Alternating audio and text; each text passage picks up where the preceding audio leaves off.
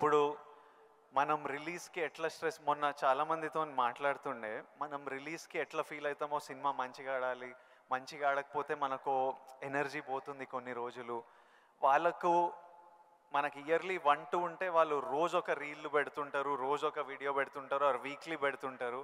పెట్టిన ప్రతిసారి వాళ్ళకి ఆ రీల్ ఎంత రీచ్ అయింది, ఎంతమంది చూశారు, ఎన్ని లైక్లు వచ్చాయి, వీటి మీద చాలా స్ట్రెస్ పడుతుంటారు. మళ్ళీ మనకు హా? మళ్ళీ మనకు క్రిటిసిజం వచ్చినట్టు వాళ్ళకి క్రిటిసిజం వస్తుంటుంది. సో నన్ను అడుగుతున్నారు, మీరు ఎలా డీల్ చేస్తారు ఈ క్రిటిసిజంతో? మనకు సినిమా నడవనప్పుడు ఇష్టం వచ్చినట్టు అందరు మాట్లాడుతుంటారు, అది పార్ట్ ఆఫ్ లైఫ్. వాళ్ళకి ఇంకా మీరు వచ్చినప్పుడు, ఇది ఇంకోటి, మీరు వచ్చినప్పుడు ఇట్లా సోషల్ మీడియా ఇలాంటివి లేవు. అప్పుడు ఈరోజు క్రిటిసిజం, ట్రోలింగ్ ఇవన్నీ ఇట్లా అంటుంటాం. ఆ రోజు మీకేముండేవి ఆ టైంలో, అండ్ దాన్ని మీరు ఎలా డీల్ చేసేవారు? విజయ్, దీనికి కూడా నాకు జరిగిన ఒక సంఘటన చెప్తాను. గ్రోయింగ్ స్టేజ్లో, సరిగ్గా మీరు అందరూ వినాలి, గ్రోయింగ్ స్టేజ్లో మనం చాలా వల్నరబుల్గా ఉంటాం, బిక్కుమంటూ ఉంటాం, రాణిస్తామా రాణించమా అనే సమయంలో. ఇలాంటి సమయంలో మనం ఎప్పుడు కూడాను పాజిటివ్ అట్మాస్ఫియర్ ఉన్న చోట మాత్రమే ఉండాలి. అది ఏర్పరచుకోవటం మన చేతుల్లో ఉంది. నేను ఇంకా సినిమాలు స్టార్ట్ అవ్వలేదు. పాండీ బజార్, టీ నగర్, మెడ్రాస్, అక్కడ ఒక ఏరియా ఉంటుంది. అక్కడ చాలామంది సరదాగా ఈవినింగ్ కబుర్లు చెప్పుకోవడానికి వస్తారు. వచ్చినప్పుడు వాళ్ళ దగ్గర నేను సరదాగా వెళ్తే ఒక ఫ్రెండ్ తీసుకెళ్ళాడు, రా సరదా కూర్చొని ఒక టీ తాగి వచ్చేద్దామని. ఏంట్రా మీ ఫ్రెండా? ఎవరు? ఏం పేరు? శివశంకర్ వరప్రసాద్ అండి. ఆహా, ఓకే. ఏంటి సినిమాలో వేషాలు వేద్దామనా? అవునండి. అబ్బో ఏ వేషాలు అంటే, అవకాశం ఉంటే హీరోగా చేద్దామని. రే ఇట్లారా, వీడు ఎంత అందంగా ఉన్నాడు చూడు, వాడు ఫోక్లోర్ ఫేస్, ఎంత చక్కటి ముక్కు ఎక్కువ, వాడికే దిక్కుద్ది వాడడం లేదు, ఈయన హీరో అయిపోతాడట. అరే బాబు, మేమంతా అదే పరిస్థితి రా, సరే చాలే అన్నాడు. ఎందుకు హుషారుగా వెళ్ళిన వాడిని తిరిగి ఎంతో నిస్సారంగా డల్ అయిపోయి రూమ్కి వచ్చాను. వచ్చిన వాడిని ఎందుకు వెళ్ళానా అక్కడికి అని, నేను ఏ వ్యక్తిత్వ వికాస పుస్తకాలు చదవలేదు, ఏ గురువులు లేరు, ఏ సద్గురువులు లేరు, నాకు ఎవ్వరూ లేరు. ఆ టైంలో నా ఆంజనేయ స్వామి నేను ఇంటరాక్ట్ అవుతాను, చేసుకుంటాను, నా బాధలు ఆయనతో చెప్తాను, ఆయన నాకు సమాధానం చెప్పినట్లుగా నాకు అనిపిస్తుంది, ఆ సూచనలు తీసుకుంటాను, తద్వారా అలాగే నేను వెళుతూ ఉంటాను. నేను ఎవరు వెళ్ళమన్నారు అక్కడికి? వాళ్ళందరూ దిక్కుమాలి అదోలు కదా, ఫ్రస్ట్రేటెడ్ పీపుల్. అక్కడికి వెళితే నీకు ఉత్సాహం వచ్చేస్తుంది అనుకుంటావా? మన ఇద్దరం కూర్చున్నాం కదా, మన ఇద్దరం సరదాగా మాట్లాడుకుంటాం కదా, నేను ఎంకరేజ్ చేస్తున్నాను కదా, ఎవడెళ్ళమన్నాడు రా అని. అవును స్వామి, తప్పైపోయింది, నేను వెళ్ళకూడదు, చిచ్చి చాలు. ఆ క్షణం నుంచి, ఇది I'm talking about 1977 somewhere mid, ఆ రోజు నుంచి మళ్ళీ పాండీ బజార్ వైపు నేను వెళ్ళలేదు. మనం నెగిటివిటీ ఉన్న చోటకు వెళితే, మనం కన్సాలిడేట్ అవుతాం, వెళితే కనుక మనం షార్టర్ అయిపోతాం. దీనికి బెస్ట్ ఎగ్జాంపుల్ అందరికీ తెలిసేలాగా చెప్పాలంటే విజయ్, మనం స్లాబ్ వేస్తే ఆ రోజు వర్షం పడకూడదని అందరం కోరుకుంటాం, చాలామంది తెలుసు. వర్షం చుక్క ఒక్కటి పడితే ఆ రోజున మొత్తం స్లాబ్ అంతా మళ్ళీ వేయాల్సి వస్తుంది, మొత్తం నిరుపయోగం అయిపోతుంది. బట్ ఆరిన తర్వాత 2 days అయిన తర్వాత అదే నీరు క్యూరింగ్ కోసంగా మళ్ళీ వాడుకుంటుంటారు. అంటే ఇంట్లో మహిళలకు తెలియాలంటే పెరుగు తోడు పెడతామండి. ఆ పెరుగు తోడుకున్న సమయంలో ఒక చిన్న నిమ్మకాయో ఇంత ఉప్పు పడింది అనుకోండి, మొత్తం విరిగిపోతుంది. అదే తోడుకున్న తర్వాత అదే ఉప్పు, అదే నిమ్మకాయ పిండుకుంటే ఆ రుచే వేరు. నేను అలా అనుకుని నాకున్న ప్రతికూలాలని నా అనుకూలంగా నేను మార్చుకోవడం మూలంగా నాకు ఇంత మానసిక స్థైర్యం, మానసిక ధైర్యం వచ్చింది.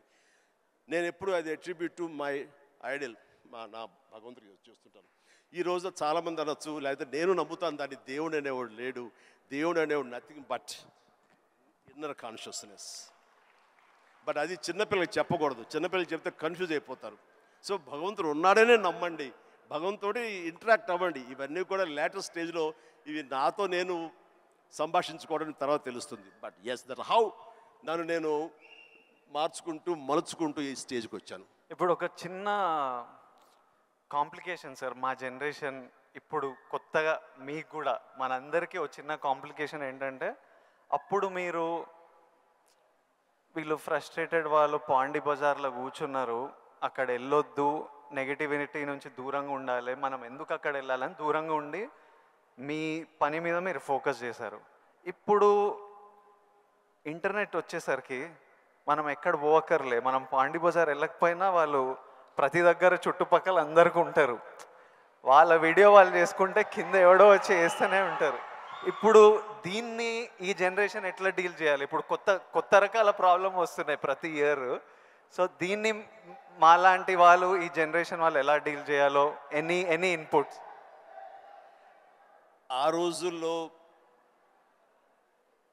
మాకు ఇలాంటి సోషల్ మీడియా ఇది లేక ఏదైనా సరే అంతర్మదనంలోంచి పుట్టుకొచ్చేటువంటి ఆ రిజల్ట్, ఆ నవనీతం అంటామో ఏమంటామో క్రీమ్ అంటామో, అదే మమ్మల్ని ముందు నడిపిస్తుంది. కానీ ఈ రోజున ఎవరికి ఏ డౌట్ వచ్చినా వచ్చినా అబండెంట్ ఇన్ఫర్మేషన్ ఈరోజు మన చేతిలో దొరుకుతుంది. బట్ ఓన్లీ థింగ్ ఈజ్, నువ్వు దాన్ని పాజిటివ్ సైడ్ విష్ చేస్తున్నావా, నెగిటివిటీ సైడ్ విష్ చేస్తున్నావా? నెగిటివ్ సైడ్ అనేది చాలా ఈజీగా అట్రాక్ట్ అయిపోతాం మనం. అది ఎగ్జైట్మెంట్ ఇచ్చేస్తుంటుంది అండ్ ఎక్కడ లేనటువంటి హుషారుని ఇచ్చేస్తుంటుంది. అది అలా కాదు, ఇది హుషారు ఇవ్వకపోవచ్చు, బట్ ఇది జీవితాన్ని ఇస్తుంది. రెండిట్లో ఏది కావాలి నువ్వు కోరుకోవాలి. కోరుకుంటే రెండిటికి సంబంధించిన ఇన్ఫర్మేషన్ ఫుల్లెస్ట్గా నీ చేతిలో ఉంటుంది. ఎప్పుడు ఏ డౌట్ వచ్చో సరే ఇంకో గురువుని ఎవరిని అడగక్కలేదు, జస్ట్ నీ ఫింగర్ టిప్స్లో నీకు ఉంటుంది. దీనికి మార్గం ఏంటి, ఎలా ఉండాలి ఏంటి అని చెప్పే గురువులు ఎంతోమంది ఉన్నారు. అందుకని నేను కూడా ఏం చేస్తుంటే జపనీస్గా వాళ్ళ సేయింగ్స్ కానివ్వండి, ఇలాంటి కొన్ని ఉంటాయి. అవన్నీ నేను మధ్య మధ్యలో వస్తుంటే వాటిని ప్రిజర్వ్ చేసుకుంటుంటాను, అన్ని కంపెల్ చేసుకుంటూ తీరుగా ఉన్నప్పుడు వాటిని చూస్తూ ఉంటాను. అవి 1-2 సార్లు నేను ఓన్ చూసుకుంటుంటే నా క్యారెక్టర్ అది హెల్ప్ అవుతాయి అనుకుంటాను. అలాగా ఈరోజు నిజంగా బోల్డ్ అంత ఇన్ఫర్మేషన్ ఉంది. అండ్ సీక్రెట్ అనే ఒక బుక్ నేను ఒక 20 ఏళ్ల క్రితం చదివాను. అది నా ఎంత ఇన్ఫ్లుయెన్స్ చేసింది, ఎంత ఉపయోగపడింది నాకంటే అంత ఇంత కాదు. అట్లాగే డే టు డే లైఫ్లో నేను ఎలా ఉండాలి అంటలో డోంట్ స్వెట్ స్మాల్ స్టఫ్ అనే ఒక బుక్ ఒకటి ఉంది. నేను పెద్ద రీడర్ ఏం కాను, బట్ ఎవరైనా సజెస్ట్ చేస్తున్నారంటే ఈ బుక్ చదువుతుంటే ర్యాండమ్ ఒక పేజీ తీస్తే ఒక ఇన్ఫర్మేషన్ ఉంటుంది, అందులో ఎలా నడుచుకోవాలనే దాని మీద ఉంటుంది. మన పని వాళ్ళ మీద మనకు చాలా కోపం వచ్చేస్తుంది, మన వర్కర్స్ మీద. మరి చెప్తే అర్థం చేసుకోరా ఫూల్ అని. వాడు చెబితే వెంటనే అర్థమైతే వాడు మరొక మెగాస్టార్ అవుతాడు. వాడు ఆ పరిస్థితి ఎందుకు ఉంటాడు? తన స్థాయి, తన ఐక్యూ అలాగే ఉంటుంది కాబట్టి వాడికి నువ్వు అడ్జస్ట్ అవ్వాలి. So better try to live with the imperfection అన్నాడు. అది నీకు హాయిని చేకూరుస్తుంది. వాడికి ఇన్పర్ఫెక్షనే కాబట్టి ఓపిక ఇంకోసారి చెప్పుకో, అర్థమయ్యేలాగా ఇంకోసారి చెప్పుకో.